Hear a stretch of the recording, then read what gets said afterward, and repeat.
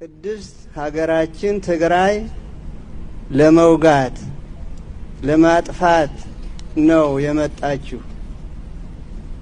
ብዙም እንደምታውቁት ቤተክርስቲያኖቹ ፈርሰዋል፣ ካህናት ታርደዋል።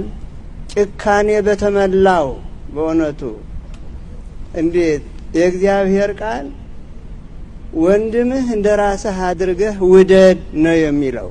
ወንድምህ እንደራስህ አድርገህ ውደድ። ግን ጭካኔ የተመላው ትግራይ ምን አደረገ? ወንጀል የፈጸመ ሰው እንኳን እንዲህ ያለ ጭካኔ አይጨከንበትም። ሁላችሁ በየእምነታችሁ ተሳስተናል፣ አጥፍተናል፣ ፈጣሪያችን ካተረፍከን እንዲህ ያለ ቆሻሻ ስራ እንዲህ ያለ እኩይ ስራ አንሰራም ብላችሁ በንስሐ ታድሳችሁ እንድትመሰክሩ አደራ እያልኩ። ትግራይ ማለት የነጃሽ ሀገር ነው። ነጃሽ ማለት በእኛ በእስልምና በዚህ በኢትዮጵያ ብቻ ሳይሆን በዓለም ትልቅ ቦታ ያለው ቦታ ነው። በዚሁ በጦርነት ምክንያት ግን ወድመዋል።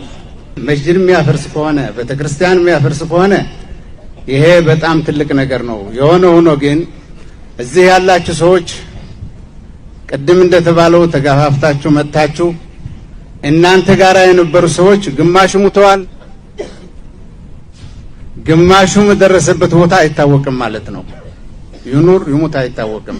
ግን እናንተ አላህ ስላተረፋችሁ አላህን ማመስገን አለባችሁ።